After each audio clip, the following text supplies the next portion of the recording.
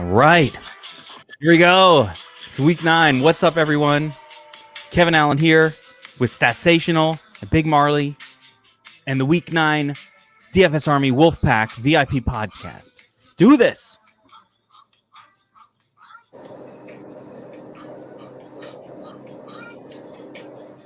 Marley, bouncing over there, man? I see John. With my DFS Army hat on. Yep. And sleeveless. Oh, shit, I got my DFS Army shirt on, too. Hell yeah. Trick-or-treating with the DFS Army gear on Halloween. I love it. Decked out. All right. What's up, guys? Welcome back. It's week 9. Coming off a really different week than, like, everything changes in week 9. Is it the halfway point? Like, what happened, John, on DraftKings? If you looked at these prices, like, DraftKings just went around and said, hey, let's slap 1,000 on every single player in the entire pool and make it so that it's impossible to afford anything. I mean, what the hell's going on here?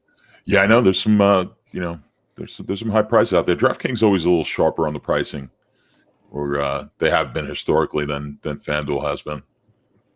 Absolutely, but I mean, there was like a stark price hike, and even more so, what I noticed was very much matchup related, where DraftKings just said every matchup that looks good, let's just jack it up 1,000 to ruin any value.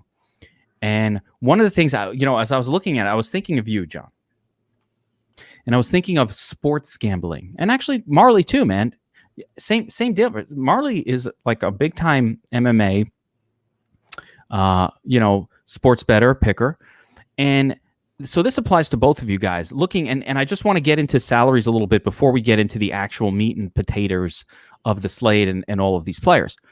But in sports gambling, in handicapping, essentially we're handicapping, a money line for a fight. So your handicap will say, we expect him to have a 50% chance of winning. And if you think there's a 60% chance he wins, you have value there, right? That's a winning bet. That's how you win. Well, in DFS, the way I look at these salaries is against the handicap. So if a player's salary is $7K on FanDuel, let's say, that's an expectation of 14. Well, we'll call it a 2x expectation on FanDuel, and we'll call it a 3x on DraftKings for fairness sake. So let's say a player's in a good spot, Le'Veon Bell this week, but his salary, after having done shit for multiple weeks, jacks up from $6,500 to $7,700 to reflect the good spot that he's in. Does that suck out all the value in the play for you? And I want John and Kyle after him to sort of address this for me, because from a DFS point of view, it sucks the value out of the play. Like, yeah, Le'Veon Bell's a great spot, and then you look at the price and like, oh shit, they priced him up like as if he's been beasting all year. I mean, what do we do in that situation, John? Yeah, I mean, it does suck the value, but for me, it's a situation where it just becomes, I'm going to have to drop my percentages, my ownership levels. And I would imagine for the cash guys, it makes some guys just unplayable. Possibly, Kyle could speak on that better than I can. But yeah, I mean, I don't, when I'm going through it, that's not the first thing I look at is the salaries and the value in football. At least it varies by sport, but NBA, the first thing I'm looking at is values, and I just want to see, because sometimes you're going to have the guy who's just projected to be like 10x. Because he's starting tonight, and that's a guy that you need in just about every lineup. You don't see that as often in the NFL. So, primarily, I think I look at it from a more of a macro level. Spoke about that before, so I'm going to, and then I'll dial in. So I'm looking at games I want to pick on, and then I dial in on the players, and then I see what I can make fit. So the value, yeah, it's important. It's not as important in the way I do it and I build it. Nice. How about you, Kyle? I mean, how important to you when you're looking at these salaries, especially NFL we're talking about? And I mean, this goes to all sports, but yeah, I totally agree with you. NBA being much more projectable, salary is just so much more important. But Kyle, for NFL, like, are you looking at these salaries going, I would have liked these guys, but man, what happened to these salaries? Jacked up. Forget this. Let me find some value instead. Yeah, big time, actually. I'm not even playing cash this week. Like, it's such a difficult slate on paper where I haven't created a lineup that I feel good enough about putting in cash this week. So what I'm doing is I'm going to take advantage over there on tiers where in general, it's just a lot softer of a field everywhere, and it's easier to create a cash lineup over there. So I think I can just clean up, maybe even sweep cash this week. So I'm going to load up on tiers cash this week. I'm a full faded on this main slate, and I'm going GPP only. But at 7,700 for Le'Veon, yeah, they sucked out all the value because, I mean, not only are there better plays below him, but yeah, everybody's priced up this week. And they priced him up like he has been kicking ass all year, and he hasn't. He's just been burning us every week. And at what point are we going to just be like, I'm done with Bell, even though he's in a great matchup now? This 7,700 price tag almost makes me want this to be that week. Yeah, I mean, it's not just Bell. I mean, as we break this thing down, you're going to see a lot of players that have that exact story that are like, what? And there are some really priced up guys that are low volume guys too. So I think there's some, as I was going through the slate, I definitely saw a lot of warning flags, a lot of spots where I felt like, you know what?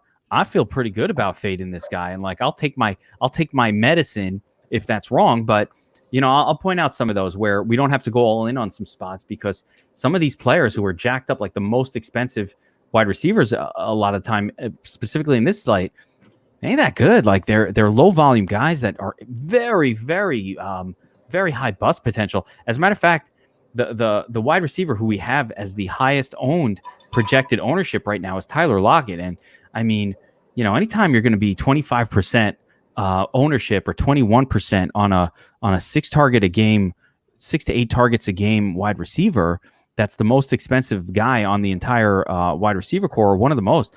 Now, I'm comfortable being like, you know what? Let other people use that guy. As good of a spot. Let other people use that guy. Let me do a little something different. So, all right, let's just get into it here. And it always starts with the games themselves. And this week is a week of contrasts, because we've got 2 games that are very high projected. We've got 2 other games that are kind of middling, and then a whole bunch of really shitty ones, right? And it's different. It's unusual. It's an interesting week, but it also gives a lot of clarity. So at the top end of the range, and I guess we can go, it's the Seattle-Tampa game, and obviously that's where that Tyler Lockett game comes in, a 52.5 point spread. And the other one is Oakland-Detroit, coming in with a 50-point spread. Both games look close. Now, my question for you, John, is like, all right, with 2 such standout games like this, and then I guess you could throw Green Bay, LA, or Green Bay versus the Chargers in there as like a third one. You have a lot of ownership that's probably going to be concentrated on these 3 games. Is that where you're planning to go with most of your lineups as well? Kind of like hone in on these 3? I think this is the kind of week that's going to either be really good for me or really bad.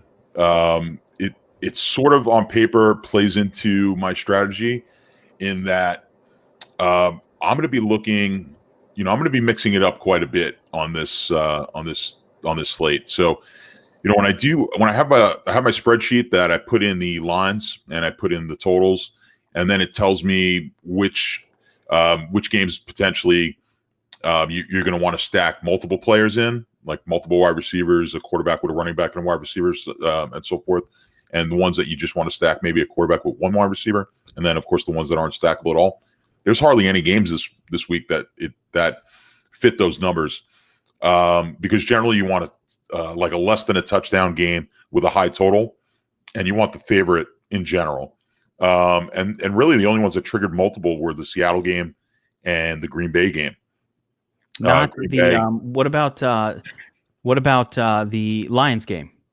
It did not. So that one, because it was, I'm not sure why it was. I got to look at the how my spreadsheet is on that. But that one, it's stackable, but it's not stackable with like a max stack, like double wide receivers. Now, that doesn't mean I'm not going to do it. It's just something that I just kind of use as a guide to see the slate. So it's just interesting here that when I see something like this, I think, like you said, the focus is going to be on that Seattle game.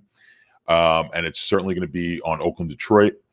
And while I'll definitely have exposure to those games, I'm going to be mixing it up quite a bit. I think there's going to be, I'm going to say that those games are not going to be the games that you're going to see the nuts. And I think the way to play this slate is to have some exposure to that game, but not necessarily use that as a stack, right? So you might get 1 player or 2, you'll have a player or 2 in those games, and then a stack in another game. That's going to be the big winner.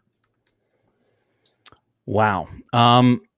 That's actually really interesting. I could totally see that happening. I have some, and hopefully we'll dive in and figure out some of these sneaky games that may produce some of these nuts plays. How about you, Kyle? You kind of on the same boat. Like John just mentioned Seattle, for example, and I love Russell Wilson, and that's what brings me back to the Tyler Lockett play. Like DraftKings jacked up the price on Lockett and DK Metcalf to me to a level that is so ridiculous, and it's so out of control, and it's so restrictive and prohibitive on your ability to run running backs that I'm kind of thinking I might just run Russell Wilson out there naked, not even stack him. Yeah, I'm not against that, especially if I was playing cash. I think that'd be fine, but he's going to be probably the highest owned quarterback on the slate too, and I just don't trust the Seattle offense enough to be paying up for Russell Wilson or Lockett, and I just really don't play Lockett in general, especially when he's priced up and has ownership. So I'm just going to have to full fade him again. And with Russell Wilson, I don't think I'm going to be able to get up to him either, even in the highest total team of the week, because I'd rather pay up for running backs, and they're all super priced up this week to where it makes it real hard for me to pay $7,100 for Wilson. So I'm going to have to pay down a quarterback in almost all my lineups this week because I want, for the most part, 7K and up running backs when and where I can get them. So I'm going to hope that this game plays to the under, and I'm not going to have a lot of it. There we go, and yeah, we'll keep on the theme of this specific game with Wilson being the most expensive quarterback on the slate, and I'm interested in the other side with Jameis Winston. Now, the reason this game is interesting overall, the reason Russell Wilson's price is so high, all of that goodness comes from the fact that the Bucs can stop the run. They've been great at stopping the run, and they're terrible against the pass. So every game that they're in, they also can score. So every game that they seem to get involved in has the same or a similar script. We were all over this game. We remember my sly grin when we talked about Tennessee Bucs last week, and then it was kind of actually wasn't chalky. And a matter of fact, I think Winston was one of the best plays on the slate last week. He was the best. He was one of them. We talked about it. I was like, why aren't people playing this dude? People think Jameis Winston sucks, and I get it. He throws picks. He makes mistakes. But you know what? They only throw to two guys on that team. They don't run the football, and they score a lot. So, I mean, it's like DFS gold. I will keep going back to that shit every single week. So, Kyle, what do you think of the Jameis Winston to Godwin/Evans stacks for this specific game? It's high scoring. Everybody's talking about Russell Wilson. So can I be unique by playing Jameis Winston instead? Yeah, that's the way I would prefer to go. But personally, I'm just going to take an underweight approach to this game as a whole and hope that the defenses show up because they're all going to be so owned that I'm not really going to get any leverage. And I hate just picking one of the two between Evans and Godwin and getting it wrong. And then if you put them both in the same lineup with Winston and only one of them goes off at this price, that's going to screw you as well. So I want like a couple stacks, of course, with this game, but for the most part, my stacks aren't going to include this game. And if I can afford it, maybe these guys will be one-offs, and I would rather have a Godwin or Evans more so than a Lockett. But I'm going to hope this is a 17-14 game, and my favorite play from the whole thing is Chris Carson. Yeah, that is not how I'm playing it, man. So definitely not. No, it's not going to be Chris Carson. I ain't playing no Chris Carson. I love Godwin this week, and I think he's going to do just fine. Now, what about the next game up? So, John, you mentioned not being in love with the Stafford Carr, that game overall, even though it's a very, very high total. But I like this game. I think Stafford has been throwing a lot. Again, I like the fact that there's no running back on the team anymore. They got a bunch of pieces of shit, never-do-wells, right? They don't have any running back on Detroit that's going to demand the football. So, I mean, on the negative side, though, you know that the Raiders are going to try to control the football, run it, and kind of control the clock. So give me some angles on this game. Are you going to stack up a little, again, going back to Galladay, jacked up price, hasn't seen more than 9 targets. So a difficult stack situation with Stafford, a little easier with David Carr and his pass catching weapons. So how are you attacking this game, John? Yeah, like I said, I mean, when I said I didn't like it, that's more like just the spreadsheet that I was looking at. But I do like the game, and I do like it from the standpoint of a game.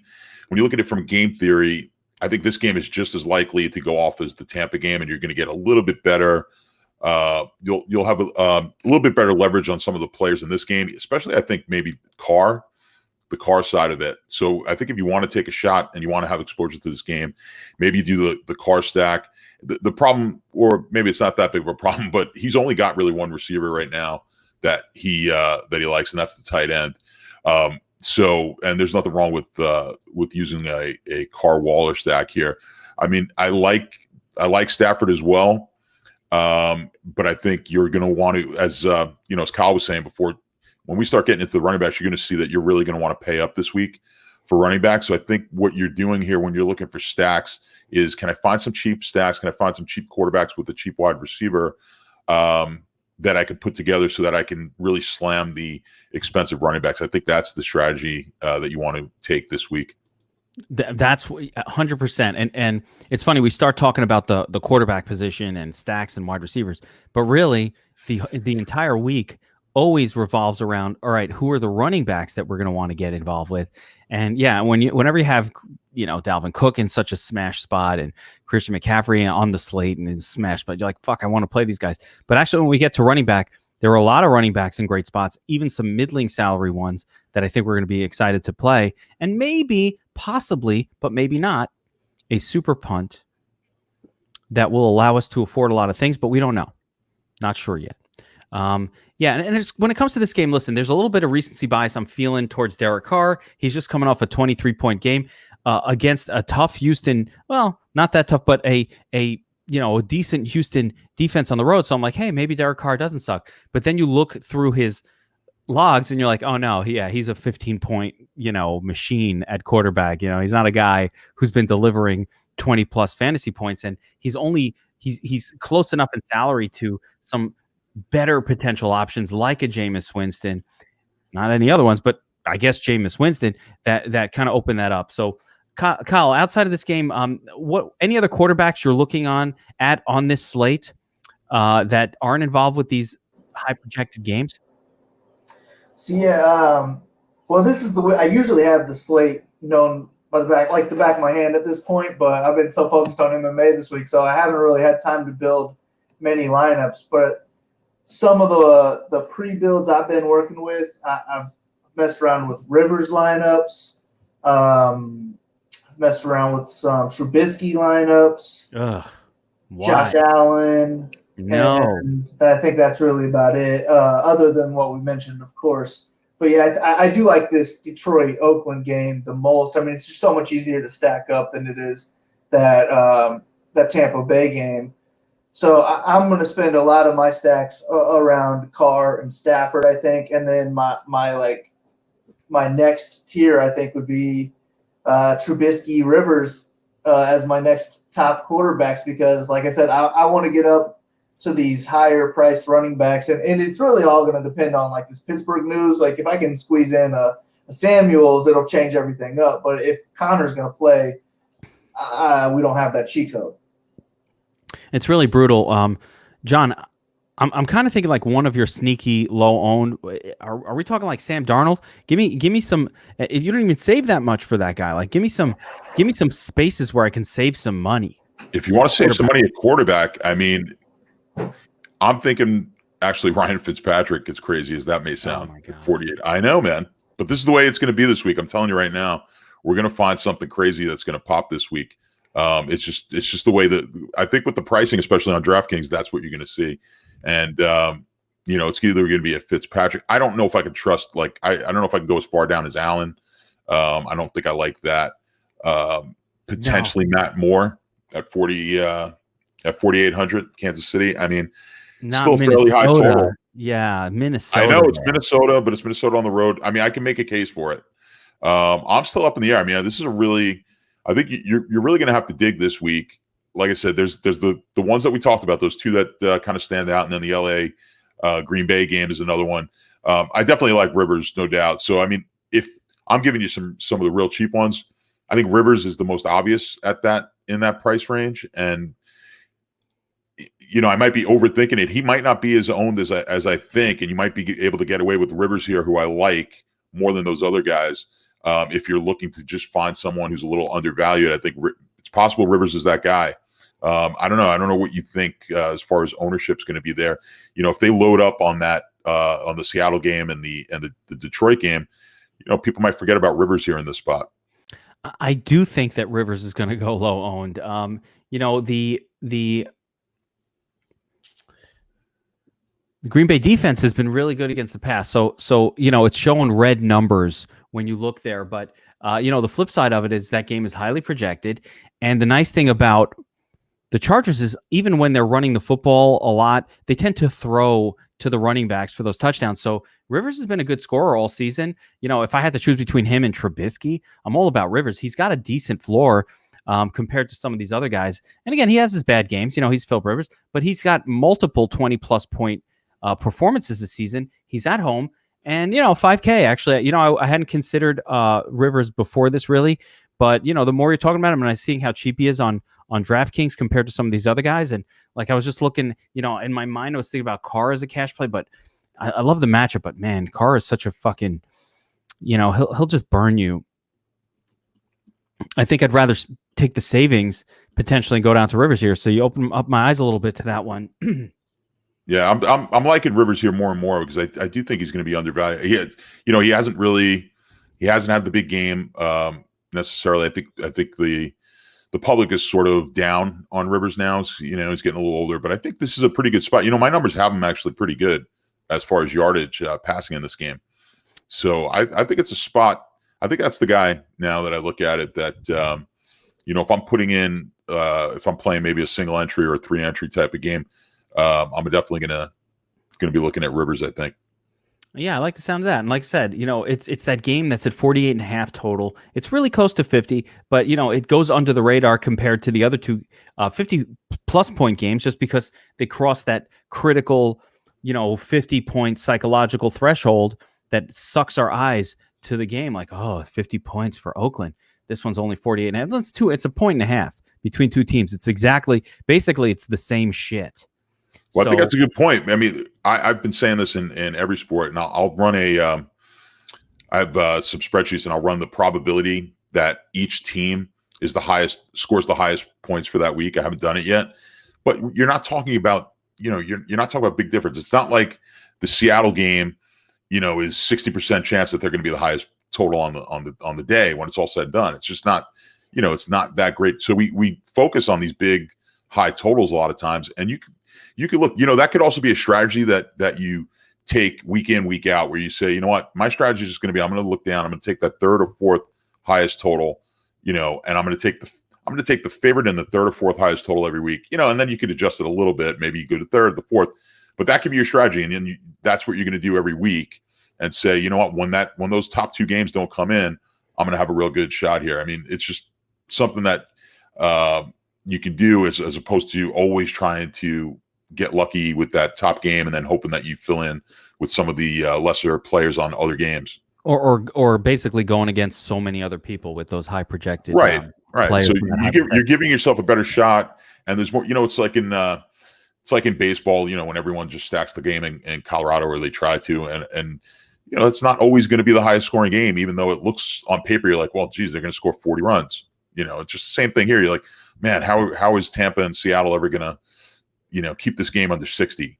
But, as we watched like tonight's game, no one thought any points were going to be scored, and we're watching that game and it's gone over well before the end of the game. That game went over already. So you don't know. So, and none of us have a crystal ball. So I like having a strategy where if you're playing let's say you're playing a single entry, you're a single entry GPP person, and you say, all right, I'm just going to go every week. I'm going to look, what's that third total? What's the third most liked game? Because that game is going to generally be very undervalued, and you'll be able to, when that game pops, you should see your lineup kind of climb up the standings. You're like alone. It's I have a strategy in March Madness where I never take like the 3 or 4 highest owned winners for that reason, because I'm like, I'm going up against 100 sheets here.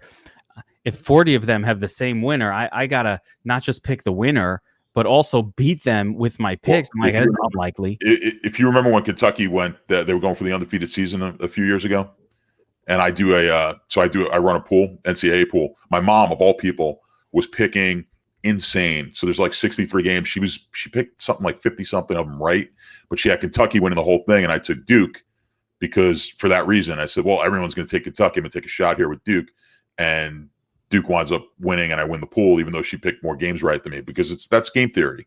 Way more. I never take the favorite. I've never taken them in a March Madness pool because I have no faith that I'm going to beat 50 other lineups. Now, all right, let's stick to the theme of this Packers Chargers game. And Kyle, what about the Aaron Rodgers side? Now, Aaron Rodgers has been kind of putting up big numbers with smoke and mirrors, throwing to the running backs a lot.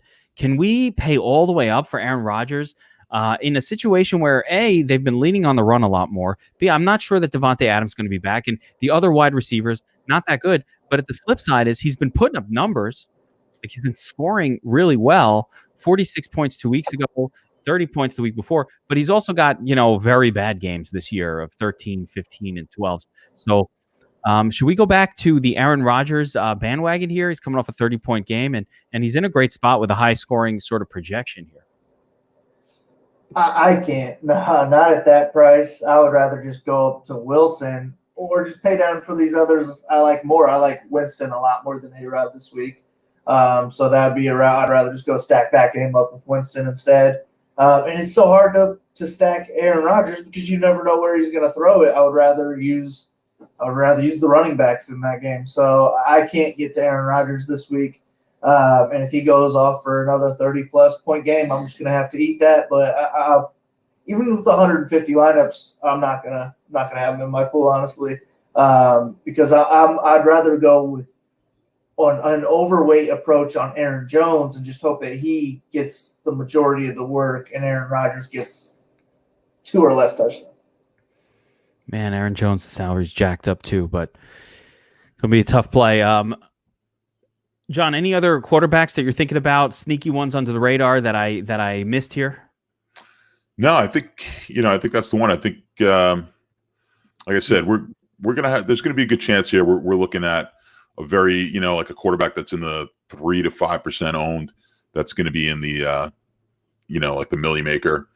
I don't, that's just the way I think it's going to go this week. There's just so many of those options, and I'm kind of convincing myself on Rivers, so that's the way I'm going to.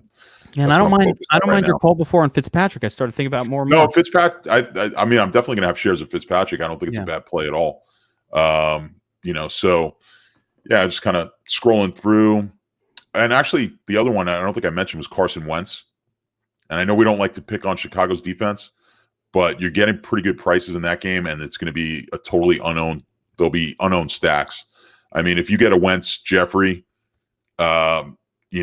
in the Millie Maker, it's going to be like 0.4% owned, that stack, something like that. So if it hits, you're going to be battling against hardly anybody for those lineups.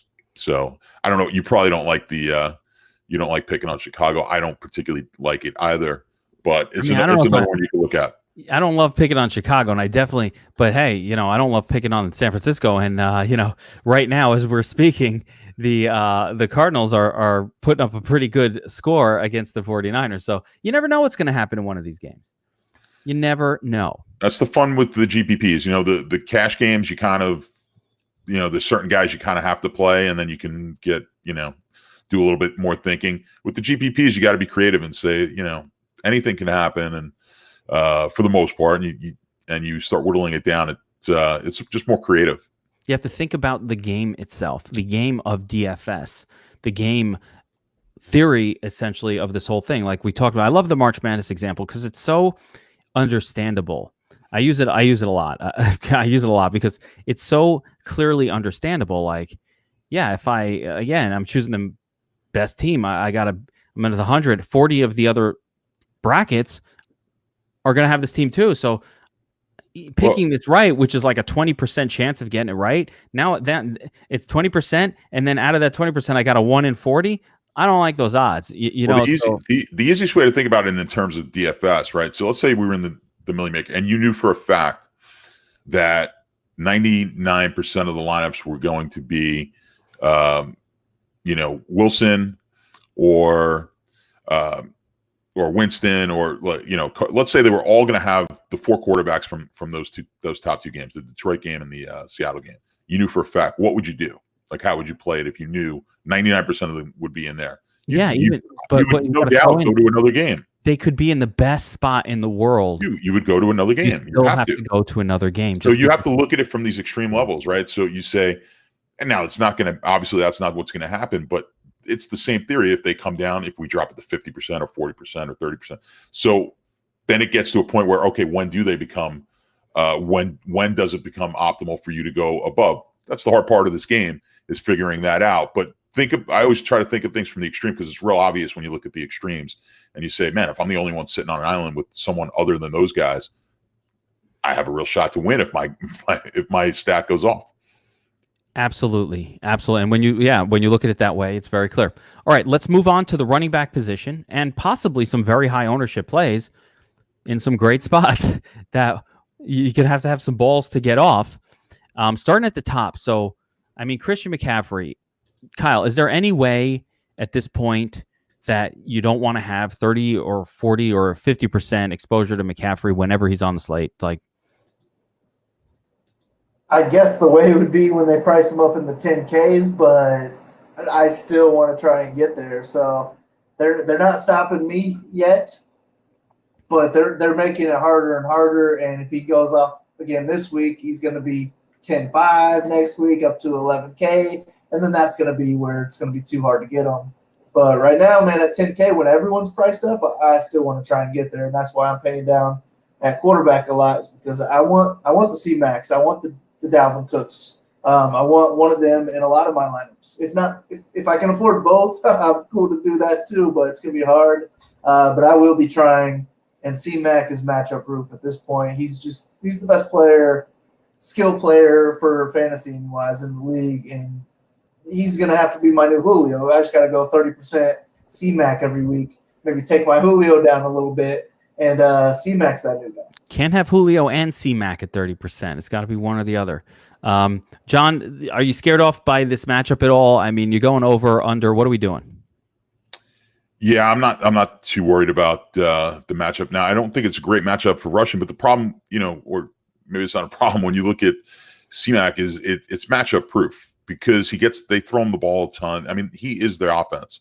So you kind of throw the numbers out. When the power ranking numbers and all that stuff, it's all good and well. Not a great number on the power ranking. It's not a great number, but when he is such a high percentage of a bad number, it's still better than a low percentage of a high number. So yeah, how I've been on him all year. I've been pretty much almost every slate I've been over the market on McCaffrey. I would tend to think I'll probably be over here again. They're gonna knock his ownership a little bit here just because of that price tag, but that could be an opportunity where you want to be over on him. And then, as we talked about, this is why I think it's important to be looking for these cheap quarterback stacks and cheap wide receivers, and maybe secondary stacks, because if McCaffrey is the nuts, or Cook, or some of these other high priced guys, then it's going to be these cheap wide receivers and maybe tight ends that are going to win it for you. Speaking of the model and Dalvin Cook, I believe, and your model, the stat that got me onto Aaron Jones last week in the showdown, because the entire sort of idea or the thought or the casual fan said, oh, it's Kansas City, passing offense, scoring, blah, blah, blah, without really looking into the numbers. But when you dove into the numbers, KC was actually quite decent against the pass, and they were terrible. They were giving up tons of yardage to the run. So I said, hey, I think the model had something like 170 yards for Green Bay on the ground. And so I said, wait a second. What this is saying is, if we're just following the matchup, that we should really be on this Green Bay running game. And it doesn't hurt that with Adams out, they're throwing to the running backs like wide receivers. So, there's a little boost there to those wide receivers because they're throwing to them as wide receivers because they don't have any wide receivers on the team. But Dalvin Cook, I mean, I think the number is something like 195 yards expectation for the Vikings rushing game here. Dalvin Cook stands out to me as the best player in the best matchup on the entire slate. So with that being said, more Cook or more McCaffrey or just both, and we'll figure it out later? It's definitely more Cook. So you're saving 500, and I think he scores more anyway. So I'm definitely going to be more Cook here. Wow. And I think that's the guy if you're, if you're playing 20 lineups or something like that, that might be the guy that I just keyed in all the lineups. If that was my strategy to just key somebody. But it's obviously pretty tough to play both McCaffrey and Cook. But if I was a strategy where I had to take one or the other, then Cook's going to be my guy. It's a lot more doable if we get the Jalen Samuels cheat code this week, but we'll see if that happens. How about you, Kyle? Between McCaffrey and Cook, do you have a preference? Yeah, I agree. I love targeting against this Kansas City defense with running backs and Cook. Cook's looked amazing this year. He looks like, not quite as good as C-Mac, but right there. He's just not getting as many opportunities. If he was, I think he would have C-Mac numbers. He's a little bit cheaper, better matchup. I'm all about Cook this week. Like I said, I want one of him and C-Mac in probably more than half of my lineups. So that's where I'm going to be starting most of my lineups. And I would say I'll probably, like when I'm hand building, I'll probably start with like C-Mac and then move down as I want to move up to somebody else. If I need $500, I'll go down to Cook and have no problem going down just to get up to somebody else that I like that much more. At any position, even if it's defense, if I like something $500 more, I'm cool with going down to Cook just for that. I love the matchup in general. If this was anybody with a big role, I'd prefer them. Yeah, I mean, I see starting most of my lineups with both of these guys and then trying to figure it out from there and see if it fits.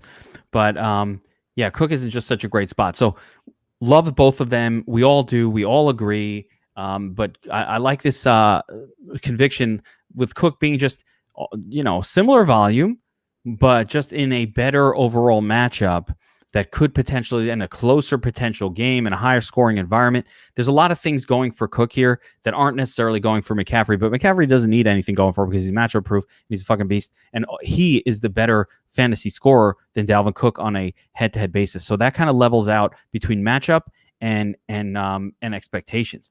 But let's go down because there's a lot of other running backs in really great spots. And we talked a little bit about Le'Veon Bell earlier. And I'm just going to mention him real quick because, man, they jacked up his salary on DraftKings and on FanDuel a little bit, but more so on draft. Like, what did they collude? What are these Russian collusion going on here? Like, DraftKings did it too. Actually, DraftKings and FanDuel jacked up some. Actually, the Bell price isn't the one that's that bad. There are more egregious ones, but DraftKings 7,700. Should we just forget? He's a little too close to the Cook and McCaffrey sphere for me. Like, should we even bother with him on DraftKings? He hasn't done anything for the most part all season. He certainly hasn't shown any sort of 30-point ceiling. Obviously, it's Miami. They can't stop anything. But is he playable on DraftKings at this price? Or should I just default to him? He's $7K on FanDuel, a much more reasonable price, John. He is playable. All right. So if you go back on DraftKings, he was actually 7,600 in week 2. That was the Cleveland game. That was the Monday night game. He gets like 21.9 points in that game. And week 1, he had 23.2 at 7,100. So this is going to be the best matchup he's got all year. So I do think he has 30-point capabilities in this game. So, I would say he's definitely playable, even though the price is a little higher than it has been for him in recent weeks. I also think that the whole trade rumors thing, I think the Jets offense is going to be much better. They've been playing against a lot worse teams or a lot tougher defenses. So I think there's a shot. Now, the next one up, Kyle, that I'm looking at is, I can't see it, Josh Jacobs. Now, Detroit coming in as the, Detroit's been bleeding fantasy points to opposing running backs.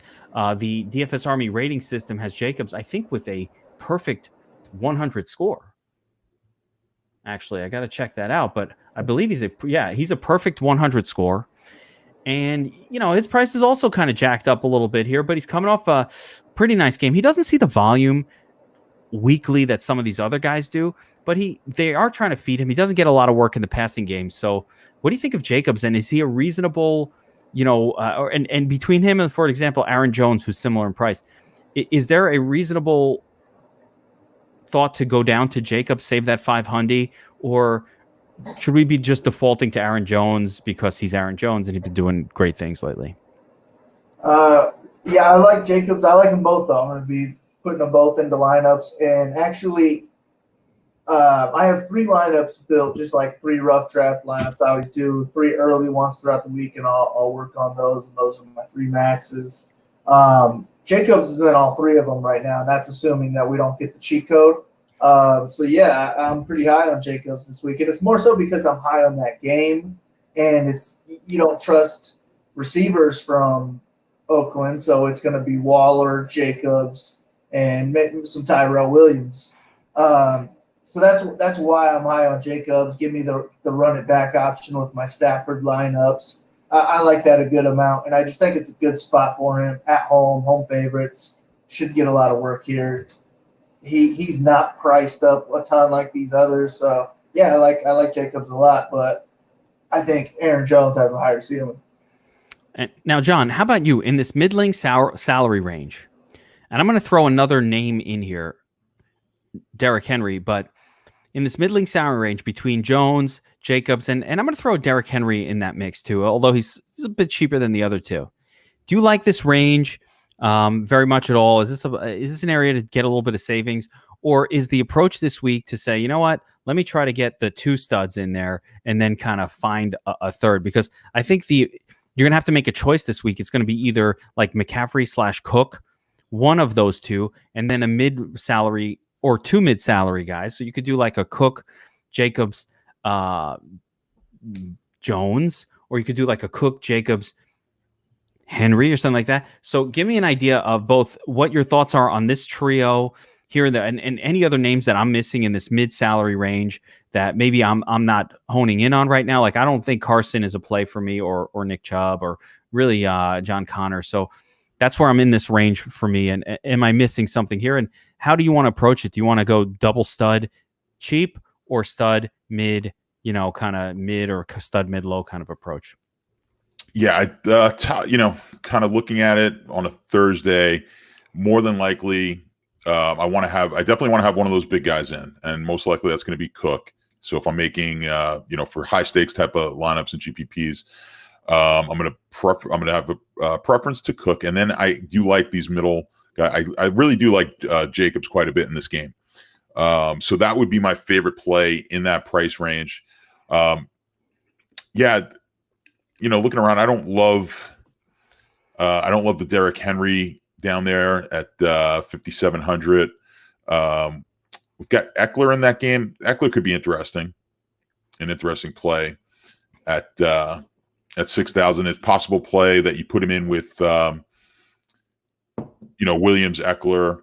Maybe he can be stacked with Rivers there, but it's possible. Yeah, that volume is the ball. That volume is scary low for Eckler. It's scary low, yeah. I know. I'm just kind of scrolling through. Jacobs was the guy that I had kind of penciled in at that price range, and it's the guy I like the most. Jones at 7,000 is a little pricey. He's going to be owned. Jacobs is going to be owned. I mean, Jacobs, we're probably looking in the high teens, something like that, ownership. So it's not like you're getting a bargain. You might not be getting great leverage there. I'll tell you where it's at right now. As of right now, our projection is actually fairly low and I think this will change. I agree with you. But right now, the projection we're seeing is 8% for, hold up. I'm seeing a really weird one. All right. I now have to mention this. So it's showing 8% for Josh Jacobs, but a massive 30% for Nick Chubb. Am I tripping? What the hell's going on here? I didn't even consider Chubb as playable. No, it won't be that high. Yeah, it won't be that high, but I do like Chubb. He's the other guy, like a good amount in that price range, just because he's getting 20-plus touches every game. Good matchup against Denver. I'll have a good amount of Chubb. It's going to be all those guys. I'm going to X out a lot of the lower price guys in my 150. and I'm just going to let the DS decide for me. And if somebody shows up a little bit too much, maybe I'll adjust their ranking or their projection to get whoever's priced down in a little bit more. But I want a good exposure of all those guys in there, really. And that's why I'm spending down at quarterback. Give me the high price running backs this week, and I'll go with cheaper stacks. Yeah, no, I don't love Chubb here. So that's really interesting. No, well, I like Chubb probably more than you do. Yeah, probably. It's not a terrible. That's not a terrible match. If you look at my numbers, I got like 136 yards from Cleveland on the ground, and it's really, the Cleveland running game is just Chubb. The Cleveland offense right now is Chubb. So, not terrible there. I would say he's on par with Jacobs in this game. I agree with you on the Carson. Not in love with it. We know how good Tampa's been against the rush. That should be a passing type of game. But in that area, Jones, Chubb, Jacobs, those guys look pretty enticing to me. And I would probably, I would lean Chubb, and I don't even know. I'm kind of falling into in the 150. I'm going to be like the low 20s to high 20s on all three. That's what I would imagine. The game total. I'm sorry. We're talking about a guy who now is projecting to be 30% owned in a game with a 39-point total. There's not going to be that many scoring opportunities in that game for the Cleveland. I'm just mind blown at the number there. So now I have to rethink what the hell did I miss when I was looking this thing over? Because I saw 39. I was like, I don't want this guy. Like a point and a half lower than the Jets team total, though. Well, that's why I'm not that excited to pay up for Bell either, because but I think the Jets game is going to play to the over. I have a different approach to that one. I believe the Jets game is going to play to the over. I think the Jets are a better offense than what they've shown. I think they're a worse defense now. They don't have any linebackers on it. By the way, if you might not know, I'm a local to New York. There are no linebackers on the Jets. They're holding tryouts over at Hofstra to get some bodies on the team, because 5 of the linebackers for this team are out. Like the three starters and 2 of the primary backups are gone. And I don't even know who the hell's playing. So fucking Jets defense is not looking too good. They had another guy lost for the season this week. So that's one thing with just that game overall. They're not going to defend. I just think that game is going to play to the over. This Denver game. Well, anyway, we'll leave it at that. But let's continue down. So I want to play these studs. I need to find a punt play to allow it all together. Now, I'm going to leave the Jalen Samuels situation aside. Actually, I'm not going to leave it aside. I'm going to mention, if Jalen Samuels is the starter, let's say the Terminator is out. John, this one's for you. Okay. The Terminator got the AC joint. I think I got an AC. My shoulder's been hurting me on the fucking pitch, man. I got an AC injury too. I think I slept weird. So I know his pain. I know that pain. I've had many shoulder surgeries, so yes, that's what I'm talking about. From the baseball days. Just had one a couple of years ago again to shave the bone down, so that was fun. It wasn't worth it. It was not worth playing baseball to have to do it. Trust me, it was not. What's worse for me is I don't even do sports. I just fucking slept weird now. I can't. But hold up. The AC is gone. Is it an all-in lock button? I have him in every lineup scenario for Jalen Samuels on DraftKings with the PPR for 4K. Do you have lineups without this guy? Yeah, I literally hit the lock button on my 150. Marley's lock buttoning it. That's I'm not. He's not. I'm not going to lock button it. Such a that too? If this was NBA and that was Nerlens Noel, I know. Yeah, no, you would I know. Lock button that shit, and you wouldn't even think twice about it. 100%. Yeah, that's how I play the NBA. But I don't know. And then come Sunday, I'm going to chicken out and do it. But I'm talking to you on Thursday, where I'm like, we're going to play it by the book, and yeah, no, yeah, I don't know. I got to. If 4K, yeah, it's going to be. You know what? I'm just running the numbers in my head quick. You figure if he's projected for like 15, 16 points, something like 15 points, it's like a 4X. yeah, I guess I do have to kind of do that. My look at it was yeah. even in a bad matchup, and the Colts are not a good matchup for running backs. I was like, they're going to throw 6 targets to this guy. He'll catch 4 of them. Right? That's going to get you 40 yards. And if he does anything on the ground, you're going to pass your 10, your 12, your 14 points. So it's going to be difficult if he's the only guy for him to come in with less than 12 fantasy points just with his passing game usage. Yeah, that's it. You convinced me. Kyle, you're lock buttoning that shit, right? Yeah, 150. No, you have to lock button it. Yeah, all in agreement. If he has the backfield to himself and you don't use him, you're rooting for an injury. There we go. So we are all in agreement here for the most part. Because Snell's not going to play either, right? So it's pretty much going to be both banged up. Yeah, so it's pretty much Snell. Yeah, if Snell was out there are all these other factors, but we don't know that will happen, right? We don't know what's going on, but I for one, I like having the lock button play because I like going over the market, just like with Lats Murray when he was going to play. I was like, all right, lock that shit. Why? Because the stupids only played him at 38%, and I'm like, what am I going to do? Match? No, I'm going to beat all of these guys, and I will have him 100%. Yeah, the high stakes games that I was in, he was owned way higher, so that's generally a little bit sharper. And you could see there was a huge difference between the lower limit games and some of the high stake games. The sharper players were playing Lat Murray in over 50%, 60% of lineups. Yeah, I saw it. I saw it in my $200 entry or my 222 or whatever the hell it was. Yeah, he was 60 something. I was like, fuck, this didn't give me the advantage I was hoping for in this contest. But in the smaller contest, it was 36, 38, and sometimes I see it even a lot lower. So, all right. Now that we've got that out of the way, because I wanted to get that, are there any other pay down options? We talked, below Josh Jacobs and above Jalen Samuels. I'll start with you, Kyle. Give me somebody who I can play, who you're interested in that range between these two guys, like, or give me a few names because we have the really really cheapos, and I can think of a couple here, but like anybody that you're excited to play, give me one or two. Well, I think I only have one that I'm going to be playing, and that's Revenge Game with Jordan Howard against the Bears, who have shown that you could attack up the middle against them, and that's what Jordan Howard's been doing. He's getting a lot more carries than I thought he would be, and he's super cheap. But I'm going Jacobs and up for most of my lineups, aside from Samuels, if we have that cheat code. So I think it's literally Howard only for me under Jacobs. Marley likes Howard. Now, John, I'm looking at that range again, and I want you to give me a name, but I have a name. I want to throw this at you as a possibility. Now, I don't think I'm doing it, but just a thought.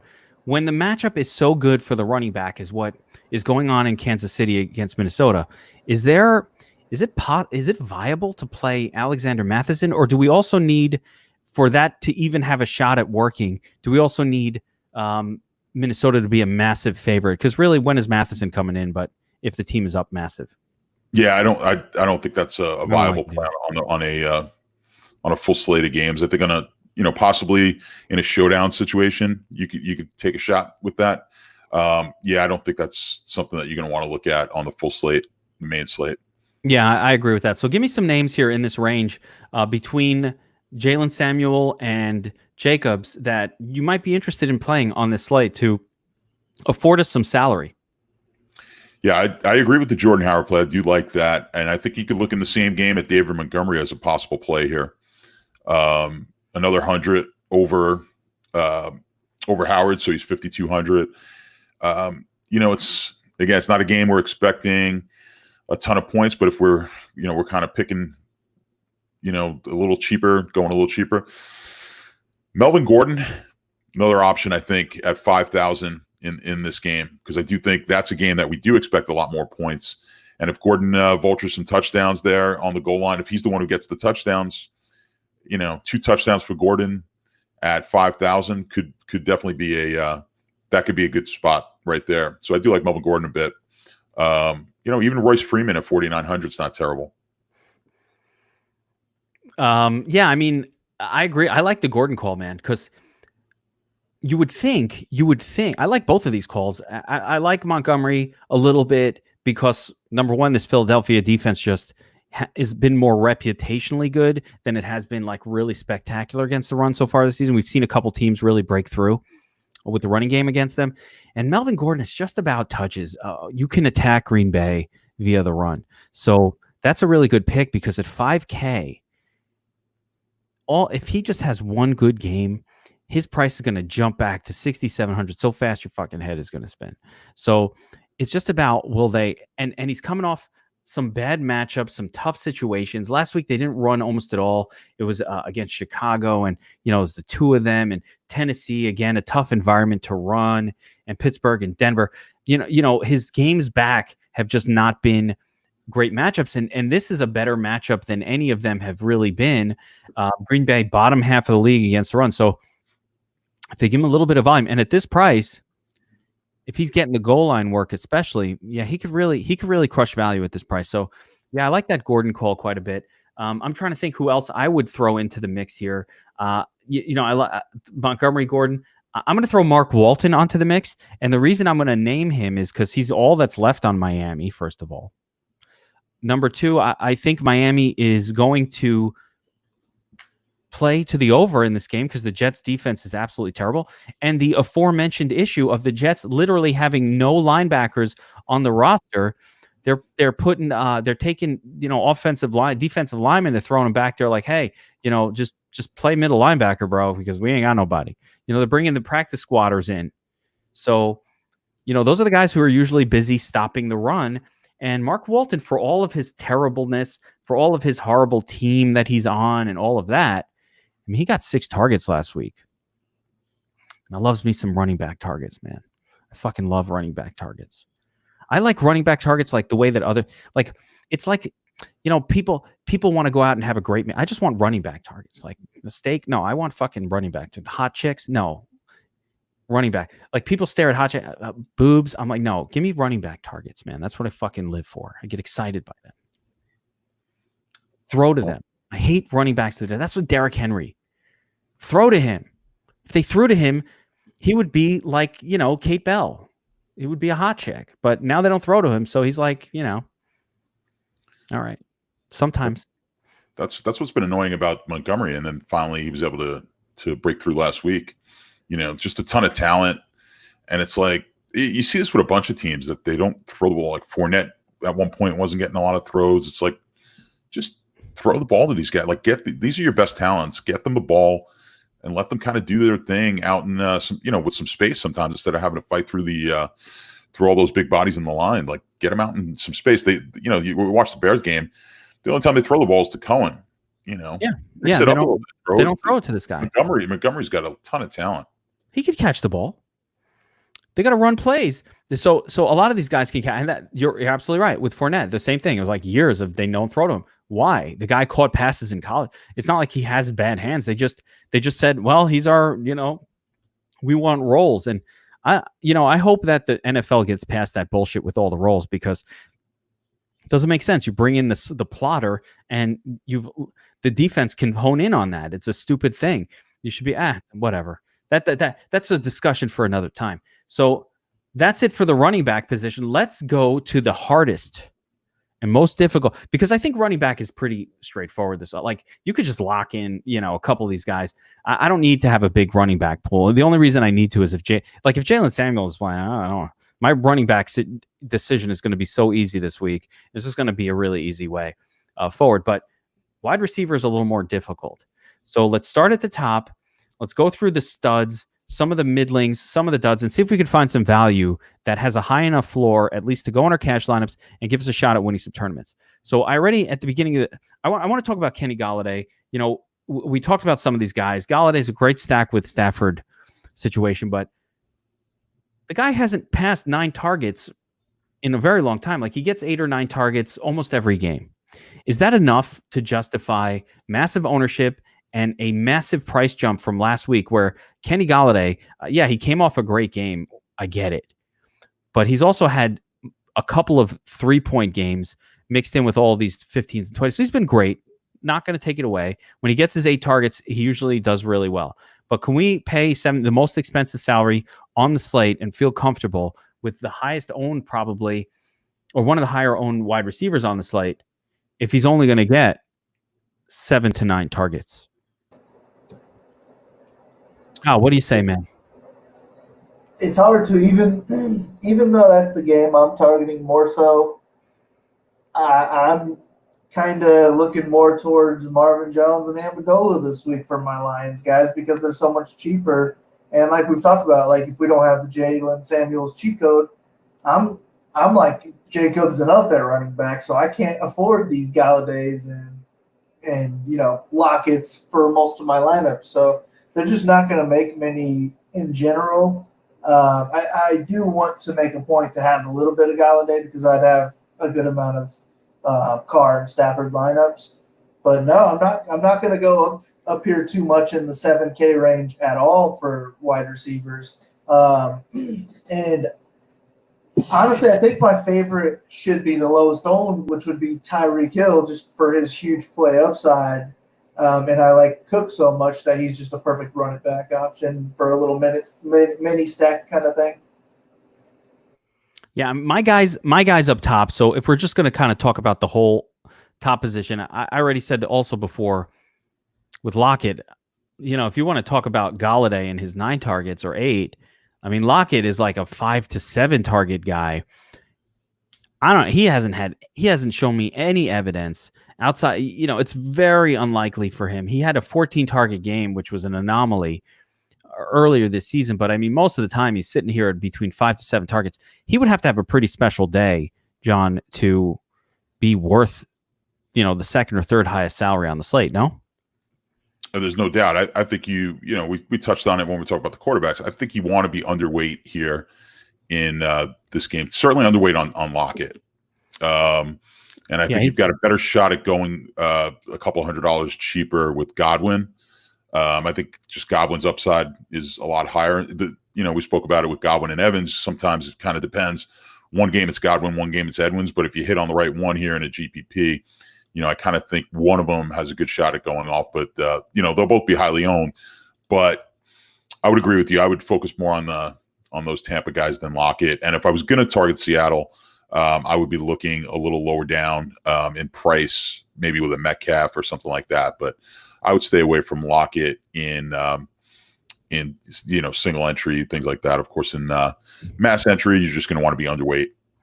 Yeah, the way I control for that, and the way I control for all of it is like, all right, I see a chalk explosion happening with Lockett, so I want to contain the fallout from the chalk explosion, right?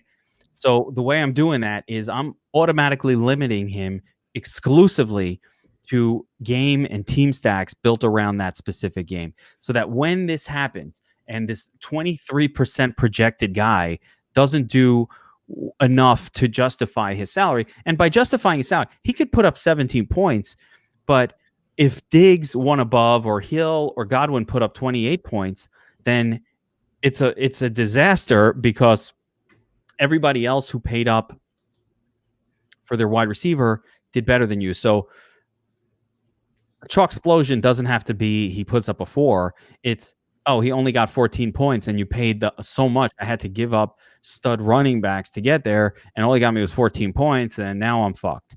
So, yeah, that's what I do. I limit that shit just to his quarterback or to lineups built around the game itself, and that automatically sort of reduces my ownership well below the field. I don't like Metcalf either. I think he's too expensive. So it's a weird game for me, but I love Godwin and Evans. We talked about already. I love them both. Godwin is always a little bit more than Evans, especially when Evans' price just came up to the same. I'll always kind of default to Godwin. He's been doing better overall. But let's go down to a cheaper section here. We have to save money to afford the studs. Now, Kyle, in the next level down range, I'm going to throw some names at you that I would call viable. There's some that I don't even think are viable, and I'm going to say who I don't think. I don't think Odell Beckham is really a viable play. I don't think Terry McLaurin is playable at all. In this range, T.Y. Hilton, interesting. I don't really like Odell Beckham. Allen Robinson. So who do you like in this range? 6K to 7K on DraftKings. I'm leaving Devontae Adams out. I don't know what his health is looking like. So who do you like here in this range as a standalone player? Is there anybody here that you're going to play without their quarterback? Yeah, I would say Odell actually would be the one I would use without his quarterback, just because he should be super low owned and just a talent like him at 6,600. I'm interested in. I don't think it's a terrible spot against Denver either. So it's just the ownership that's really interesting me about him. If he was going to be 20% owned, it would just be an easy fade. But I like him a decent amount. But the only guys I'm using in the 6K range, I'm going to have some Marvin Jones, but with the quarterback, I'll have some John Brown with or without the quarterback. And then the one I like the most is Allen Robinson at 6,800. He's my favorite high-priced receiver of the week. I just love targeting against that Philly secondary, and I'm going to do it all year long. So every offense facing them, I'm all about the receivers, and that's why I like Trubisky this week. It's not so much Trubisky that I like, it's his receivers that I like. And if they're going to do well, he's going to have to do well. There we go. I like it. Allen Robinson. Philly can't stop the pass. Although they've gotten some of their corners back from injury, but I don't think you turn around the defense that quickly. I don't care who comes back. So, John, how about you in this range? Any interest here at all? I think Keenan Allen's the best option in this range at 6,400. So, like I said, that fits nicely with the Rivers that we were talking about earlier. I think a guy you can take a shot on here is Juju at 6,300. I think that's a guy I would look at. He's going to be very, very low owned and someone that you would want to use without his quarterback. I think Juju's is definitely in play here. TY a little bit, but TY burned me last week. I had him in a pretty good lineup, and he killed me. But yeah, I would look to Juju. I think that's the guy of guys who I don't expect to be owned very highly. That's a guy I might take a shot with.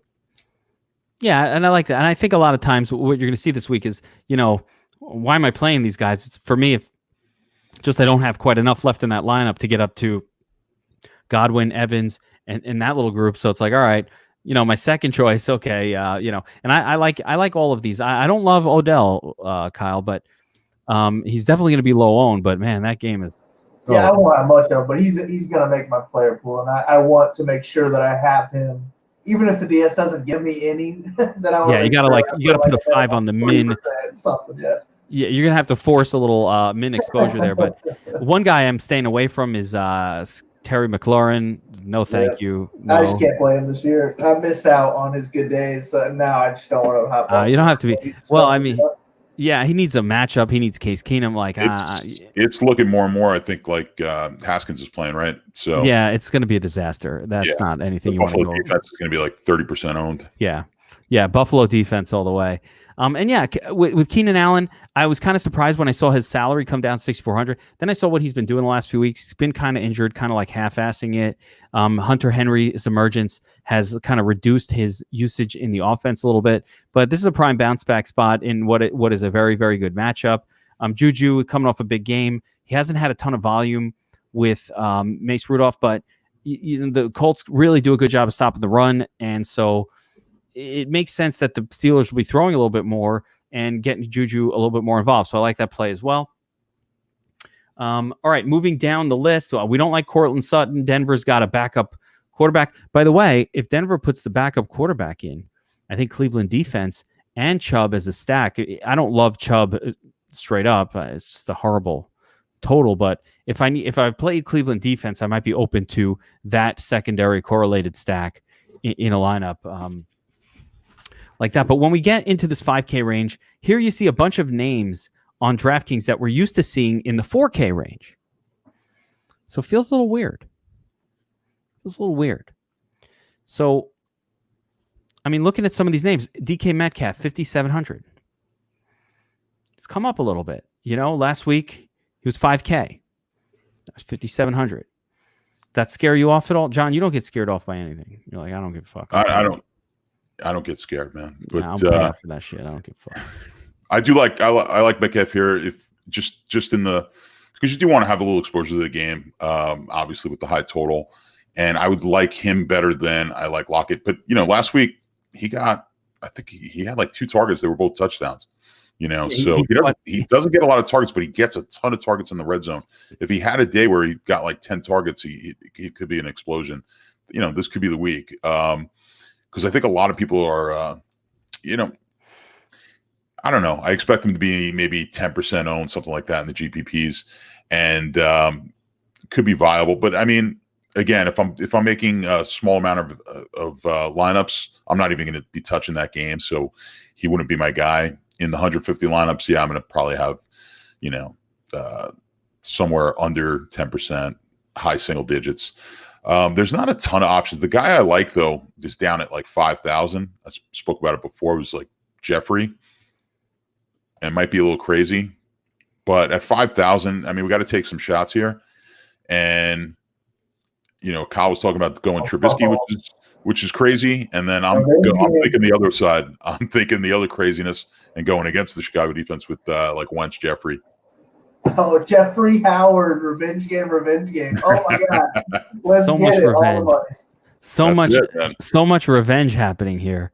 And revenge just isn't even a thing in the NFL. So it's fucking.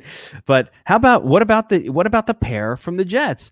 Robbie Anderson, Jameson Crowder. Can you not see Robbie Anderson taking the top off this Miami non-existent secondary? Kyle, are you on Anderson or Crowder at all this week? You like these guys? I'm kind of off Bell and on to Anderson. I think he has more upside, cheaper, and I would rather pay up at running back, down at receiver. So it just works out nicely for me to go a little bit overboard on Anderson here. I like him a lot more than Crowder, but I think Crowder's in play as well. He just doesn't have the ceiling that Anderson does, and I'm not going to play any cash this week, so I think Crowder would be the better cash game play because he just has the higher floor with his shorter ADOP and his just more target volume. But I'm looking for upside, so Anderson is my guy, and I think 5,500. Miami's been burned a lot by stud receivers this year and deep passes too. So I think he's in for a big game. He's going to be one of the receivers I target a good amount this week. You feeling the same, John? I'm probably not loving it as much. I'm just gonna have a little bit of exposure. I think of the two, I would agree in GPPs. In cash, certainly Crowder has the better floor, but I would almost want to target Crowder more in a GPP only because I don't think he's going to be very highly owned at all, and I'm just banking on the shot that we could get. If you're looking to go with one of those receivers that maybe he's the one who gets the touchdowns here. Obviously, Anderson probably has more upside, but I don't like where I'm thinking he's going to be owned. These just aren't game. Like, I don't particularly love the wide receivers in these matchups when it's sort of, I think everyone thinks, we're just going to plug in, wide receivers against Miami. But I don't know. I don't see this game being like an up and down throwing it type of game. I think I still like Bell a little bit more than I like the receivers in this game. I think this is a Bell game. Interesting. I think I don't know. I think it could be everything, but I have this vision in my head of just Darnold playing better this week and playing as a competent quarterback that I believe that he really I believe he is. If they have such a bad offensive line on that Jets team that he hasn't been able to show it, but like Miami doesn't rush the passer, they don't even care. You grew up in New York. This is the classic game. This is like what you talk about. This is Gase revenge game, right? So, and this is the classic Jets lose game. What is the classic Jets lose game? If you live in New York and Joe Benigno on the Fan, like this is the game he's going to absolutely blow his stack on Monday morning when the Jets blow it and lose to Miami and give Miami their only win of the year. So I could definitely see that happening here. That is a pretty Jets thing to have happen. Let's move down the list though. You like Alshon Jeffrey. We're in the 4K range. We're trying to afford 2 stud running backs. I'll give you some names that I like here under 5K on DraftKings. And again, it's a little different on FanDuel, but I can only focus on one site really for the purpose of doing this. So, focused a little bit on this one, but Amendola, I don't mind. I like that game environment. He's a volume guy, much more than a touchdowns guy, but if he did get a touchdown, amazing. But at 4,700 for Amendola, he's going to have probably the best matchup on the Detroit team out of the slot. although they're all good matchups because, it's the Raiders. And then the other guy I really like a lot is Deante Johnson. Now, Deante Johnson, and he's been pretty good. He's done a lot of damage with Mace Rudolph at the helm. At some point, it's not a fluke. 7 targets, 8 targets, 6 targets, 6 targets. Like, for 4,500, could do a lot worse than a Deante Johnson. And then I've got the pair of wide receivers for Miami, and for the reason you said, I think Miami's going to be slinging it. Their running back is not very good, and so you have Parker and Preston Williams. Do you have a preference there, Kyle, between Parker and Preston? Are you interested in these two at all? Do you have a preference? Yeah, I'm interested in both. I don't have a preference really. I think it would be. I'm not interested in them for my 3 maxes just because I don't have a preference, so I don't want to pick and choose and get the wrong guy. So I just won't include them in my 3 maxes unless I end up going with Fitzpatrick. Then I'll probably use them both. But no, I think I'll just keep them for my 150s and let the DS choose for me. But the only guy you didn't name who I'm going to be super high on is going to be Mike Williams in that range. Landry's in play as well, but I would just rather go to Mike Williams, and he's going to be one of my highest owned wide receivers on the week, I think. I like him a good amount. I like the Williams play. How about you, John? Who do you like? Man. Yeah, Kyle just stole my thunder. I was like, all right, Kyle, don't say Mike Williams because I'm about to say it. You were thinking of it. It's like, yeah, now you need to give a different one. But you like Mike Williams too. See, I'm frantically typing, adding Mike Williams to my list this week. Just because, like I said, I like that game when we're looking where can we save. So when you put him with Rivers, I mean, that's a pretty nice savings to start a stack. And then you can start plugging in some of these more expensive running backs to go along with it. So I like starting with a Rivers and Williams stack there, and moving on. Landry's definitely in play here as well, no doubt about it. But I think he's going to be much higher owned than Williams. So I really am liking Williams from a leverage standpoint as well. So that in this price point, I think. You need to live here. I mean, you need to find. What about Curtis Samuel? Yeah, I was just about to. That was the name. That was the next name coming out of my mouth. Was Curtis Samuel? Definitely going to be. You're going to want to sprinkle him in. Probably about 10% of lineups, something like that. And if you're really going to start going down, how about your boy Cole Beasley? Red hair, pasty white skin. That's a guy that's going to be just he's unowned, and at the price you could you'll be able to get him in. He's cheaper than some of the defenses. So Beasley's a funny situation. Like he's good for 7 targets every single day, almost every game. I mean, he's a little over, but sometimes he'll go to 10. But most of the time he's averaging about 7 targets. So the problem is he only gets you 13 fantasy points every single week. Like it's the same 12 to 14 fantasy points. Yeah, he's not giving you the 30-point week, but if he gives you in the high teens at that price, and then it allows you to get in a couple of the high-priced running backs, and they just go off. They make up for it. If you get McCaffrey and Cooke, they go and they, Cooke goes for 40-something this week, and then you nail the stack, which is going to be cheap. So you're going to nail, let's say, a Wentz stack or a Rivers stack or something like that for cheap. Then you don't need Beasley to get 30. You need him to be in the high teens.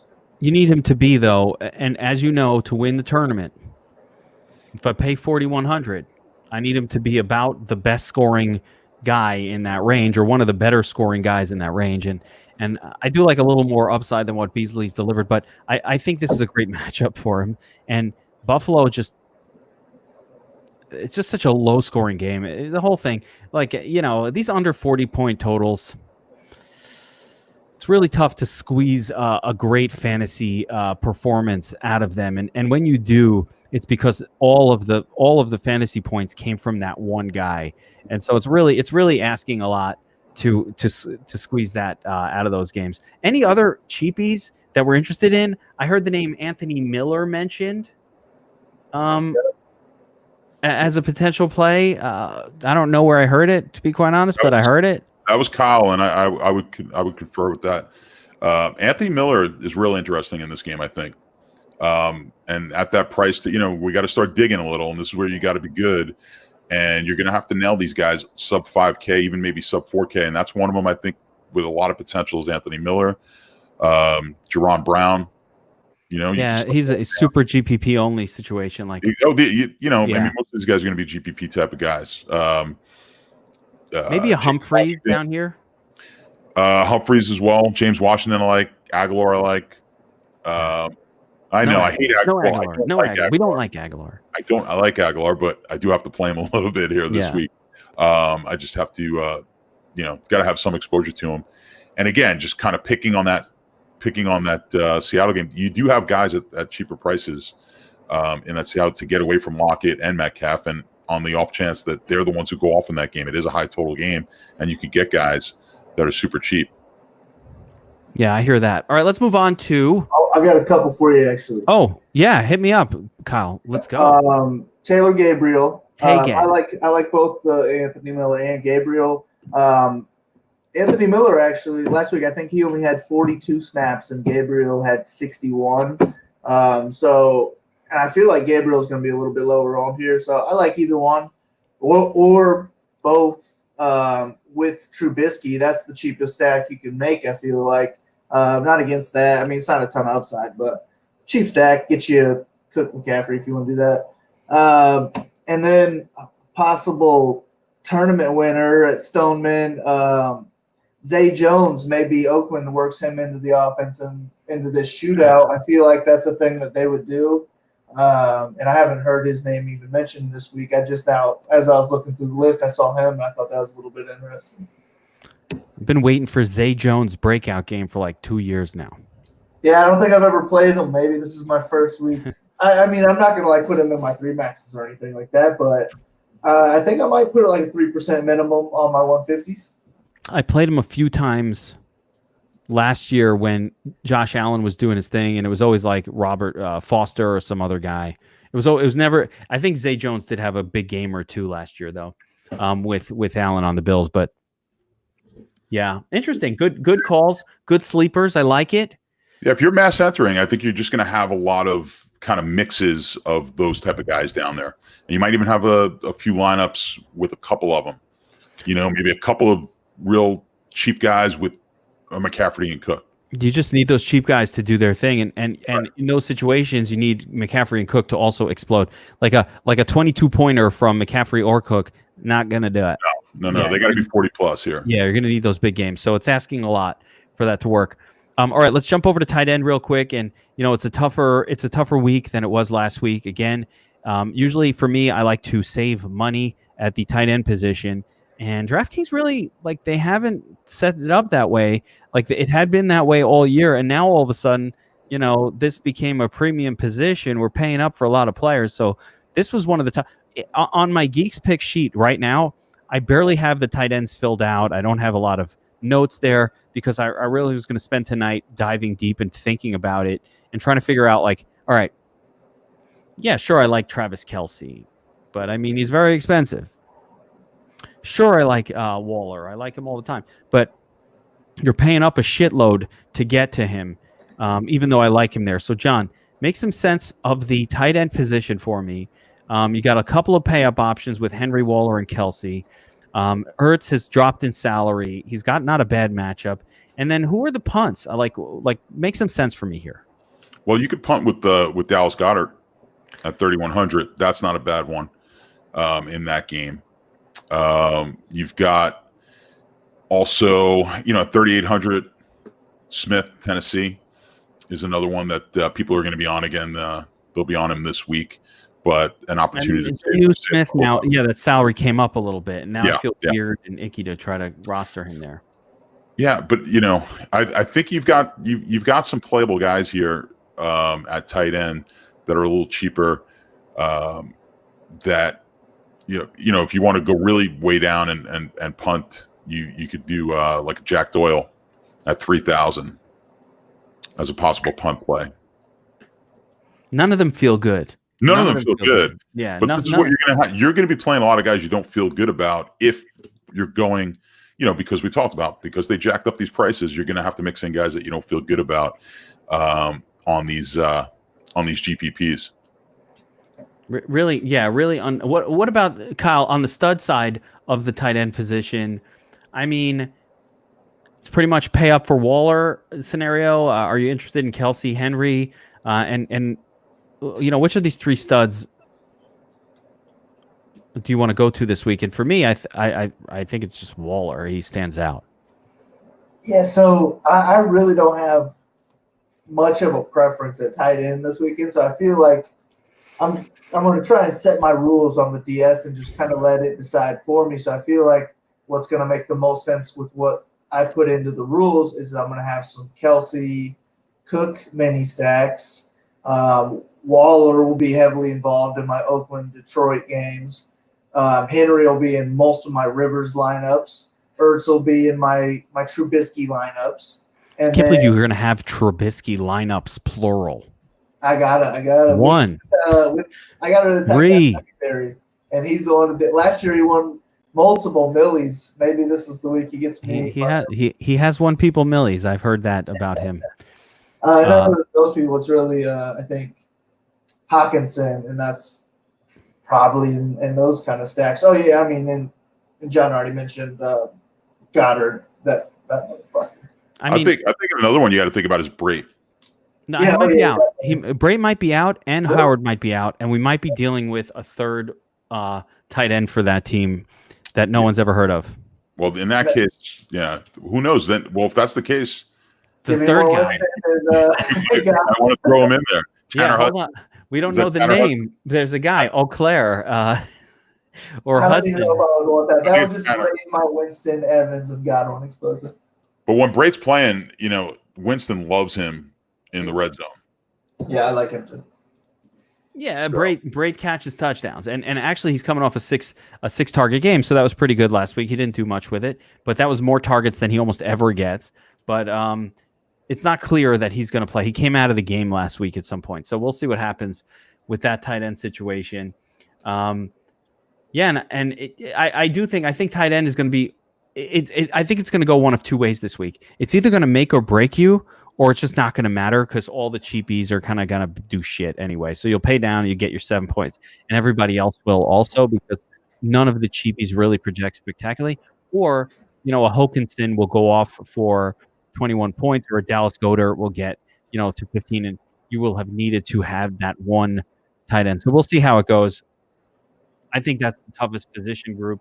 What would you set your max as for tight ends alone?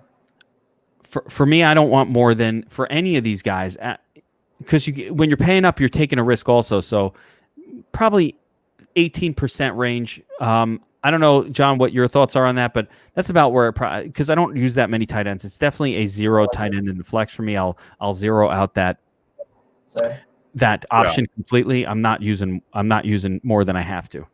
Yeah, I'm not going to have any of these guys over 20%. The top guys, I might put me under the market. I don't think anyone's going to be that high, relatively. We don't have the typical Kelsey or Waller type of 30% own or something like that. I don't think we see that this week.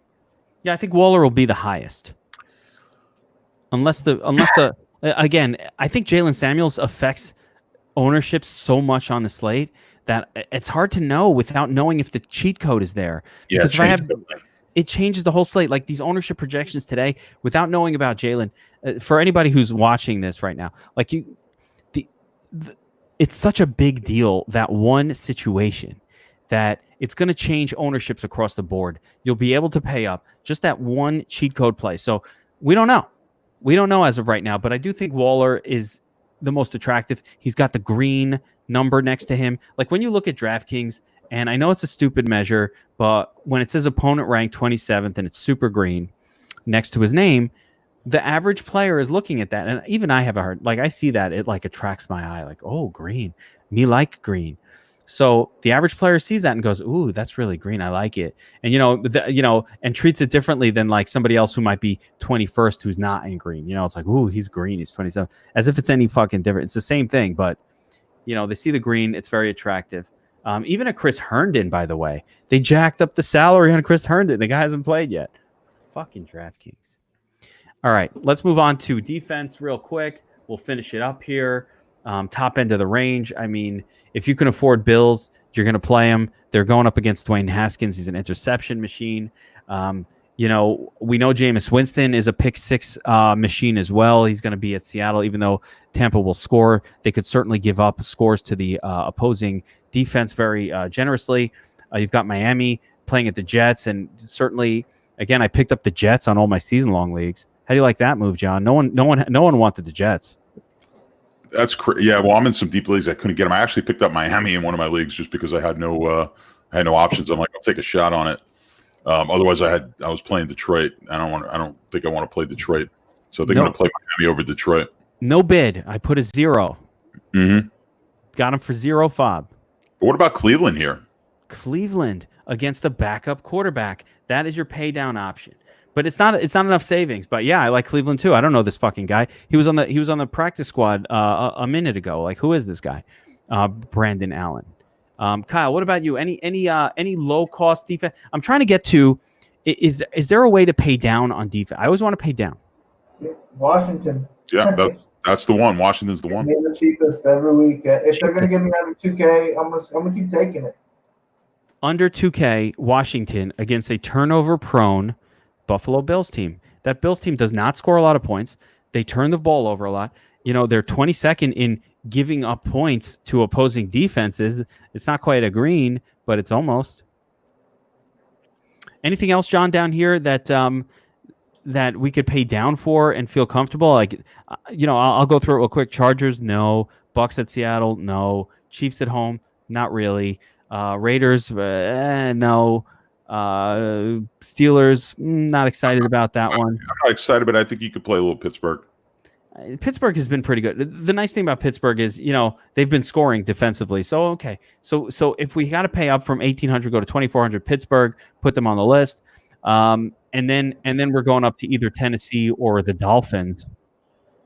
By the way, I don't care how fucking bad the Jets offense is. Dolphins defense is not something. I mean, they're just putting up 0s and 1s and -1s and -3s. Like, I ain't paying up for them. I don't care how bad the Jets have been. No chance. No, yeah, I would agree there. Denver, Cleveland is very interesting. No one's going to play them. They're on the road. They'll be owned. You think they're going to have some ownership? Not as much as Buffalo. I think Buffalo's going to. Well, again, we're talking about it. It's all going to depend on. Samuel's going to make a big difference here in that, and how high up people can go here on defenses. But I think Cleveland winds up being. I think Cleveland might wind up being more owned than Buffalo just because of the price. Yeah, I mean, it could happen. It could happen. I think Buffalo is the better play. I think Washington. There's a chance for an implosion. There's a very reasonable chance that Dwayne Haskins throws 4 interceptions in this game. Like, Washington can't run the football. They're just terrible. And they get this guy in there that didn't look good at all in any outings that he's been out there on. So I think like it could be a Nathan Peterman situation where it's like, oh my God, 5 turnovers in the first half. What the hell's going on here? And everybody laughing at whoever rosters Buffalo is going to be laughing all the way to the bank. Like, that is a definite possibility. You want to play them, but damn, I need the Samuels cheat code. Yeah, that's what you need. But what I think you need to do, and I say this every week, and I think Kyle agrees with it also, is kind of make your lineup and then see what you could fit in on defense. Like, I'm not going to build my lineup around my defense. I'm focusing on my stacks and which running backs I'm using. And then as long as you've got at least 1,800 left, you've got someone there that you could play, and then you have to pick the defense that you like the best there, and that kind of goes with the roster that you put out there. So, Washington is definitely playable at 1,800. So as long as you could put a lineup together with at least 1,800 left, you've got options. I can make an argument that for pretty much the entirety of the season, we should have been building our lineups around New England. Yeah. But that's a rarity, it's a rarity, and we might not see that for the rest of the year. They played some weak teams, and in retrospect, they've been beating quite a few of the really high-end offensive players, the guys who were drafted high in these season-long they leagues. Said, I saw a stat that said, like, New England defense would be RB4. Yeah, it's crazy. It's absolutely crazy, and it's part. Listen, that when those things happen, it's going to kill me, right? Because I'm spreading out my defensive plays. So when those things happen and the nut defense, it's one of the first things I look at. I go in, I'm like, all right, who's the big? How much you kind of know who the big own defense is going to be, and I want to know how much they are.